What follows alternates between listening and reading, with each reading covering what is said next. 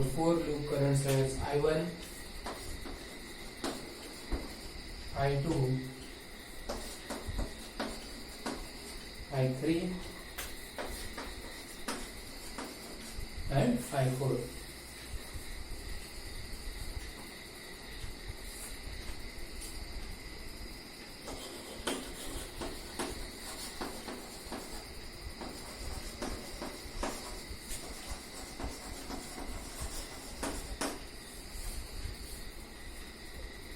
Now as you can see, loop number 1 and loop number 2, they are having a current source as a common element, and none of them is having a current source in their outer circuit. So I can say that loop number 1 and loop number 2, they are forming a super mesh.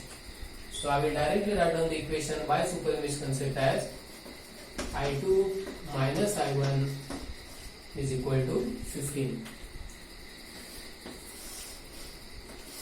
So this is my equation number 1.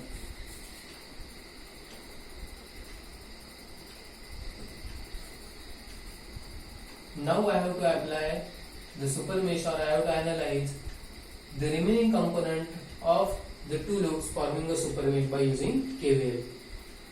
So if I write down the equation by KVL for the two super mesh, then I will get the equation as minus 5I1 minus 10I2 minus 20 times I2 plus I3 is equal to 0.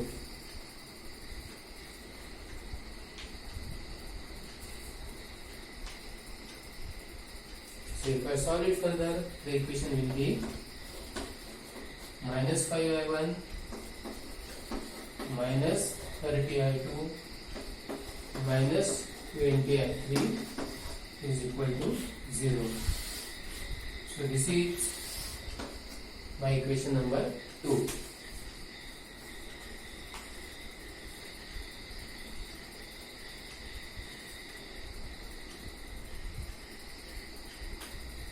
Okay, so these two equations are clear.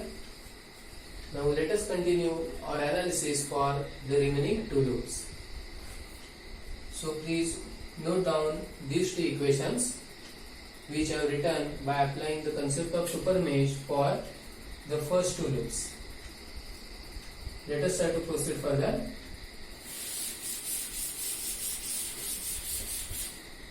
Now I am going to apply KVL to this particular loop, that is loop number 3. So if I write down the equation by KVL for loop number 3, so it will be minus 20 I3 plus I2 plus 5 times Ix minus 50 I3 minus I4 is equal to 0.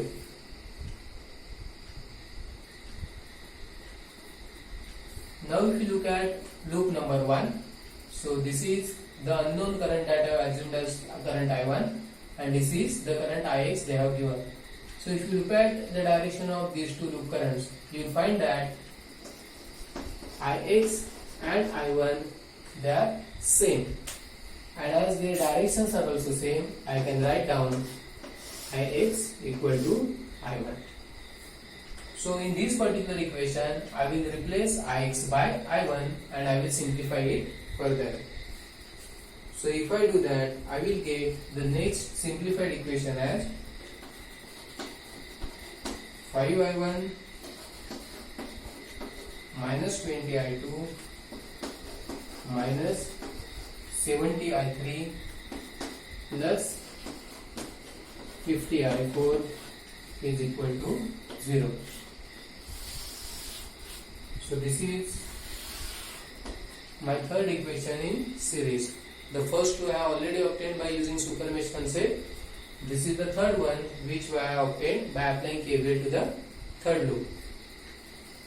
And now I will apply KVL to this final loop, that is loop number 4.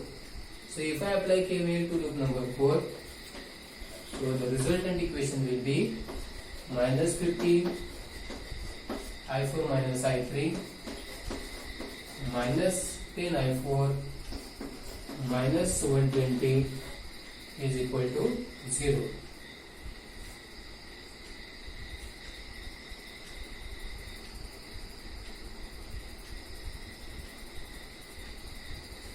Or minus 120 is equal to minus 50 I3 plus 60 I4. This is the fourth equation in which I was interested. So there are four unknown loop currents I1, I2, I3 and I4, and now I am having four simultaneous equations with me, which now I can solve, and then I will get the values of I1, I2, I3 and I4. So if I solve these four equations, then I will get the values of the loop currents as I1 is equal to minus 6.867 amperes, I2 is equal to 8.133 amperes, I3 is equal to minus 8.487 amperes, and I4 is equal to minus 10.734 amperes. So these are the values of the unknown loop currents for the given circuit.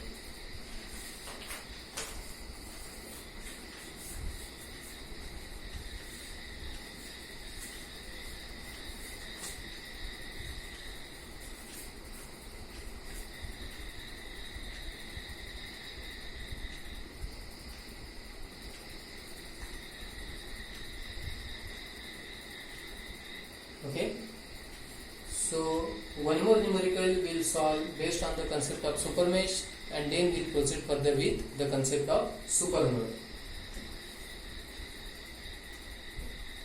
So please check whether you are getting the same values,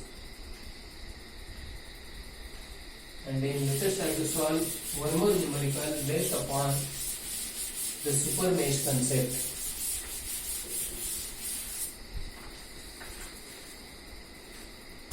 So in the circuit, they have asked us to find the value of current Ix.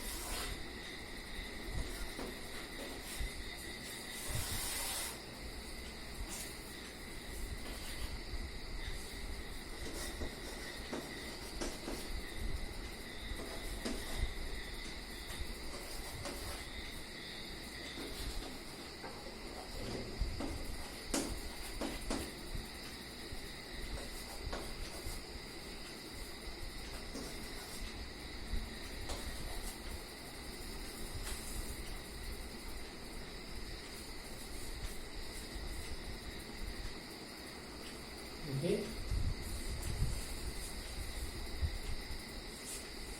Now before, as you can see in the given circuit, there are four loops, and therefore there have to be four loop currents. But before analyzing this circuit, I can make use of the concept of source transformation. So that means this particular part of the original circuit, I can simplify it by using the concept of source transformation. So you might have studied this concept in BEE. So here separately I will explain how I can represent the parallel combination of a current source and a resistance using the source transformation concept.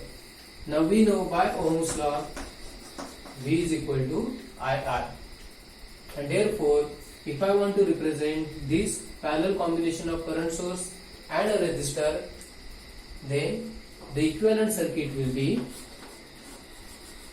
a voltage source in series with the same resistor. So this resistor is going to have same value as that of original, but this current source, as it is connected in parallel with the resistor, it will be equivalent to a voltage source of 25 volt with positive terminal on or at the top, because the current is flowing in the upward direction, so the voltage source also must circulate the current in the upward direction. Okay, so first of all, I can simplify the circuit by making use of the source transformation concept. So upon application of the source transformation concept, same circuit can be drawn in a compact form like this.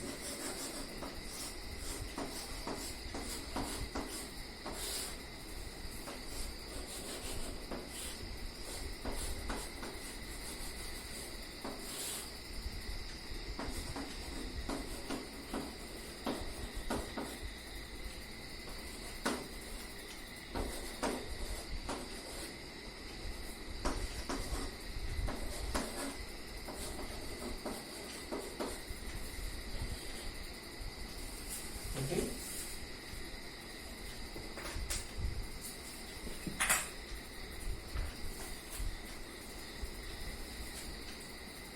Now if you have a look at the original circuit and this modified circuit, you will immediately find that the number of loops has reduced from 4 to 3. Okay, so this benefit we will get if we make use of the network simplification techniques. So let us now analyze this modified circuit by using KVL. So first of all, I have to mark the three unknown loop currents as I1, I2 and I3. So now there are three loops. So I have marked three unknown loop currents with these directions. And now let us see how we can apply KVL to the three loops. Now if I look at this modified form of the circuit, I can directly write down I1 is equal to 2 amperes.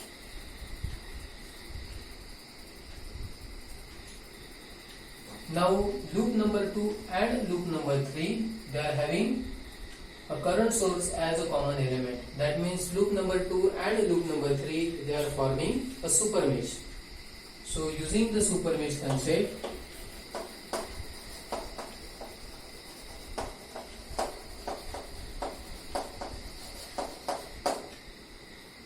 for loop number 2 and loop number 3, I can write down the equation as I2 minus I3 is equal to 1.5 times Ix. But what is Ix? Ix is the current flowing through this 10 ohm resistor, so which will be I1 plus I2. So it will be 1.5 times I1 plus I2. Now what is I1? I1 is 2 ampere, I2 is still unknown. So this is what I will get.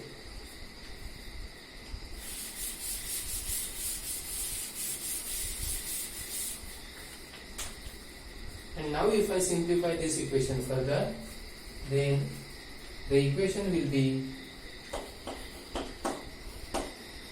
minus 0.5 I2 minus I3 is equal to 3.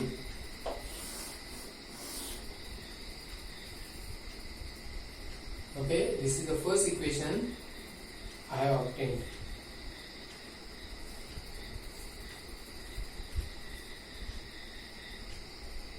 Now I will apply KVL to the super mesh again, and then I will get the equation as 25 minus 5i3 minus 25i3 minus 20i2 minus 10 I1 plus I2 is equal to 0. So I1, it is 2 ampere. So I will substitute that value and simplify this equation further. So I will get the equation as minus 30i2 minus 30i3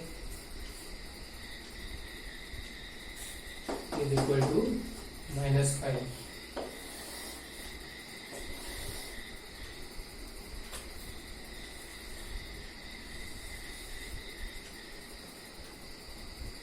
So now I can solve these two simultaneous equations, and then I can find out the value of currents I2 and I3.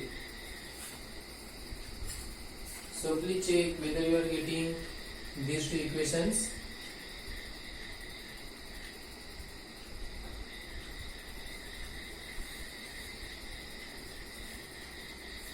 Okay, and then I will solve these two for I2 and I3,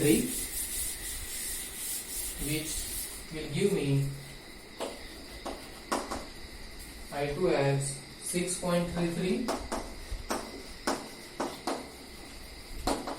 I3 as minus 6.166,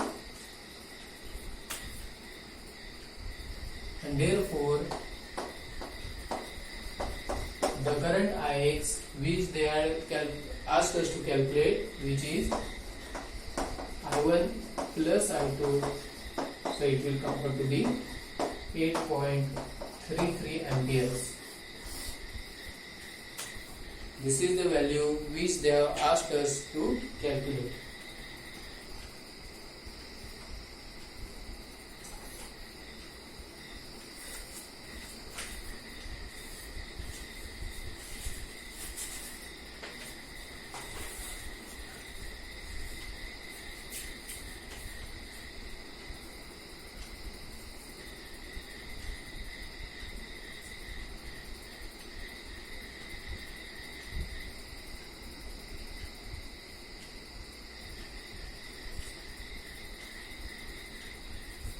Okay, now let us start with the numericals on super mesh and try to see what do we mean by super node.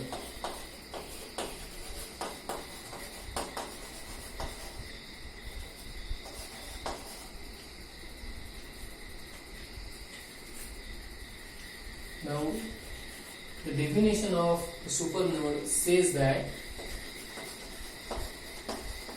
nodes that are connected to other node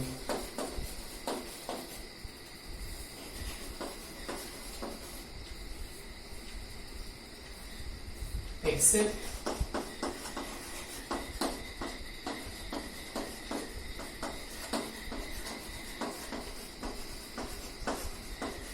the reference node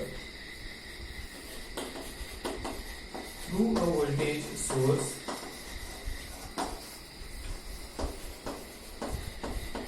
Now once again, this voltage source may be a dependent voltage source or an independent voltage source,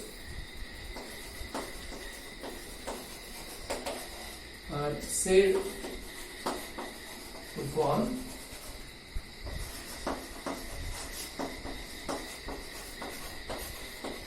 a supernode. Okay, so this is the definition behind the concept of supernode. Now without wasting our time, we directly start with some numerical based upon the supernode concept.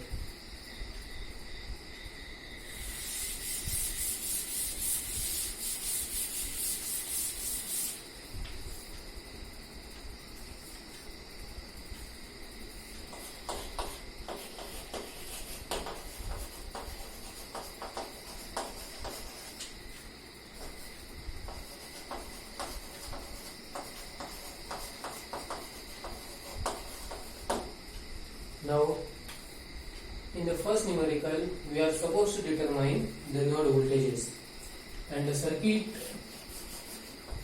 is like this.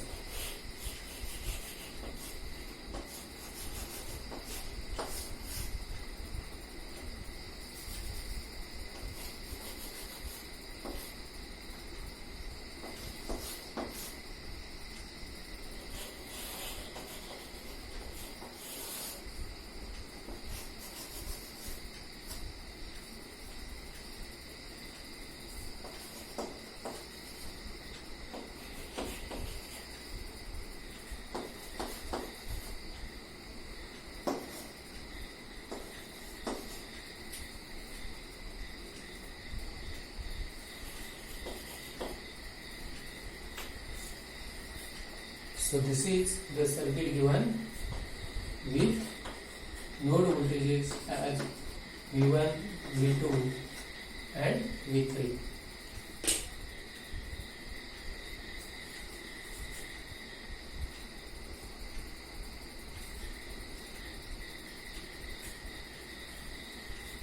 Now first I will apply KCL at node number 1. So if I apply KCL at node number 1, I can write down the equation as 4 is equal to V1 minus V2 upon 1 by 3 plus V1 minus V3 upon 0.5. So if I simplify it further, I will get the resultant equation as 5.03 V1 minus 3.03 V2 minus 2 V3 is equal to 4. This I will call as equation number 1.